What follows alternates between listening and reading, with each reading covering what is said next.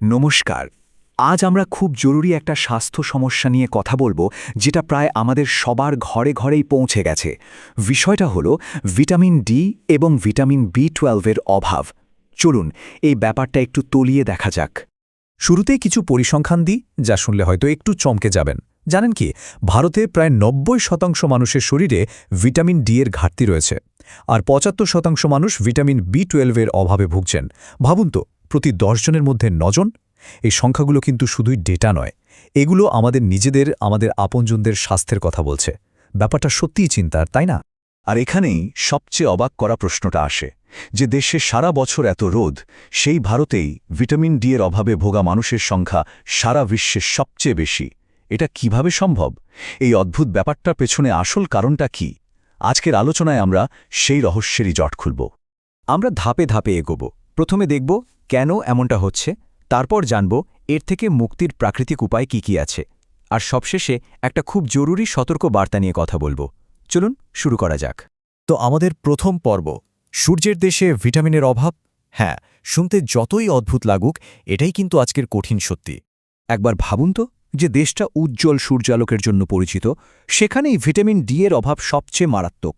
এই অদ্ভুত সত্যটা আমাদের কয়েকটা মূল কারণের দিকে নিয়ে যায়, যেগুলো আমরা সাধারণত খেয়ালই করি না। এবার চলুন সেই কারণগুলো একটু খুঁটিয়ে দেখা যাক। কেন এই দুটো জরুরি ভিটামিনের এত অভাব আমাদের শরীরে? কিছু কারণ শুনলে আপনি হয়তো অবাকই হবেন।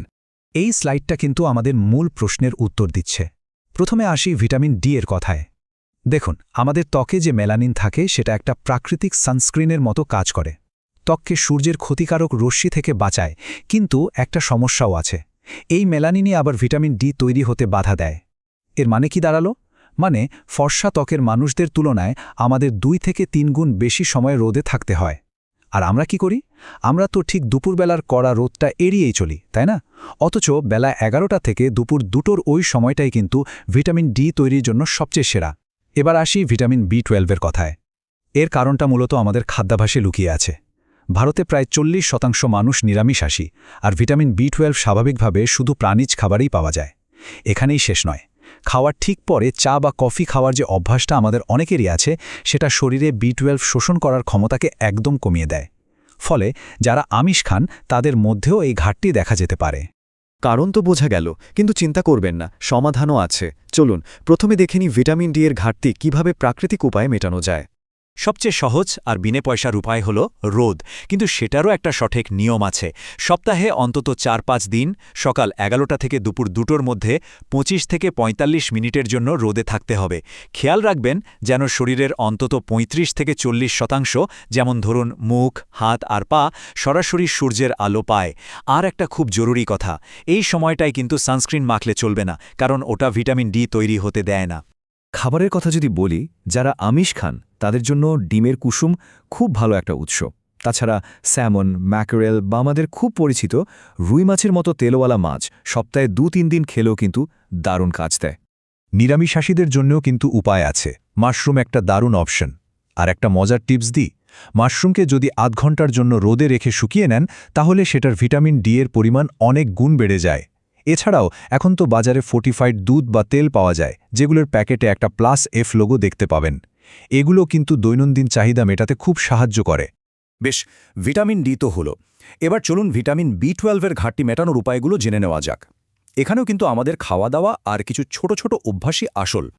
যারা আমিষ খান, তাদের জন্য মাটন, লিভার, ডিম আর মাছ হল ভিটামিন বি12 এর সেরা উৎস। আর নিরামিষাশীরা নিজেদের রোজকার খাবারে দই, ঘোল বা ছাঁচ আর পনির রাখতে পারেন।